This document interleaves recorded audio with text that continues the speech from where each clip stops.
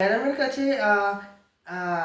জেনে নেব ওবেসিটির ক্ষেত্রে কোন কোন খাবার মেনলি আমাদের খাওয়া উচিত এবং কোন কোন খাবার ডায়েট থেকে আমাদের একেবারেই বাদ দেওয়া উচিত, সেটা একটু ম্যামের কাছ থেকে আমরা জানবো। হ্যাঁ, যেটা বলছিলাম, ওবেসিটিতে কিন্তু কয়েকটা খাবার একদম টোটালি বাদ দিতে হবে, তার সঙ্গে কম্প্রোমাইজ করা যাবে না।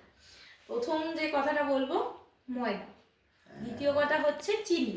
তবে চিনির সাবস্টিটিউট আছে, চিন্তা করবেন না, পুরোপুরি মিষ্টি কাট আপ করছি না। চিনির সাবস্টিটিউট হিসেবে আপনারা স্টিভিয়া ইউজ করতে পারেন। স্টিভিয়া একটা ন্যাচারাল পাতা থেকে তৈরি, অতএব আপনাদের কোনো ভয় নেই, এটা 100% সেফ। গুড় কি ম্যাম ইউজ করা যায়? গুড় ইউজ করা যায়, কিন্তু সেটাও লিমিটেশন, ঠিক আছে? তাও যদি কোনো রোগ ভোগ না থাকে, মানে একদম সুস্থ মানুষ গুড় খাচ্ছেন, ঠিক আছে, কিন্তু কোনো না কোনো রোগ আছে, তার সঙ্গে ওবেসিটি আছে, তাদের ক্ষেত্রে বলবো গুড়টা একদম কম খান বা মাঝে সাঝে খেলে, ঠিক আছে? এবার তৃতীয়ত হচ্ছে লবণটা কম খেতে হবে। লবণটাও কিন্তু আমরা ধরুন রান্নায় যেটুকু লবণ দিচ্ছেন, এক্সট্রা করে যখন ডিম সেদ্ধ খাচ্ছেন বা ধরুন পেয়ারা খাচ্ছেন বা কোনো ফল খাচ্ছেন, ওপর থেকে লবণটা দেবেন। আর হচ্ছে কি কি খাবার প্রতিদিনের খাদ্য তালিকায় আপনি রাখবেনই রাখবেন। গোটা ফল, কখনোই জুস না বা কোনো কেনা প্যাকেটজাত ফল না, এটাকে অ্যাভয়েড করতে হবে। আর হচ্ছে প্রতিদিনে 200 গ্রামের ওপর সবজি খেতে হবে প্রতিদিন।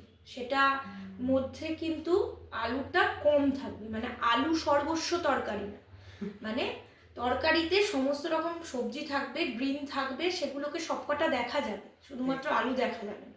যেটা হয় আমাদের আলুটাকেই দেখা যায়, ফ্যামিলিতে এই সমস্যাটা কিন্তু আমরা ম্যাডাম দেখতেই পাই। একদম একদম এটা যেন না হয়, সমস্ত রকম ভেজিটেবলস থাকে, ঠিক এইগুলোকে একটু মেনে চলতে হবে। আর ফ্রাইড ফুডটা, ডিপ ফ্রাই করা হচ্ছে এমন খাবারটাকে কম খেতে হবে। তেলটাকে নিয়ে কিন্তু একটা বড় সমস্যা। এবার আমরা যেটা বলি যে তেলের কোয়ান্টিটি হচ্ছে সবচেয়ে বড় কথা, মানে কতটা পরিমাণ তেল খাচ্ছেন, কোয়ালিটির থেকেও কি তেল খাচ্ছেন থেকেও বড় ব্যাপার হচ্ছে কতটা পরিমাণে তেল খাচ্ছেন, ঠিক আছে? সেই জন্য বলবো যে মাস্টার্ড অয়েল ভালো খেতে পারেন, তার সঙ্গে রাইস ব্র্যান অয়েলও ভালো খেতে পারেন, কিন্তু এটা কোল্ড প্রেসড হয় ভালো, মানে যেটা ঘানির তেল, যেটা ঠান্ডায় আর কি কোল্ড প্রেসড করে তৈরি করা আছে।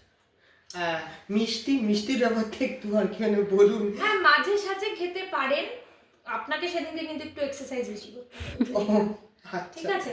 আর কন্ট্রোল করে খেতে পারেন। আর ভাজা মিষ্টি, যেমন ধরুন বোঁদে বা ধরুন গজা, এই টাইপের মিষ্টিগুলো একটু অ্যাভয়েড করা উচিত। ছানার মিষ্টি খেতে পারেন, গুড়ের মিষ্টি খেতে পারেন, মাঝে সাঝে খেতে পারেন, তাই বলে রোজ না। বাহ, খুব ভালো লাগলো ম্যাডামের থেকে অনেক কিছু জিনিস জানছি, আরো জিনিস জানবো ম্যাডামের কাছ থেকে।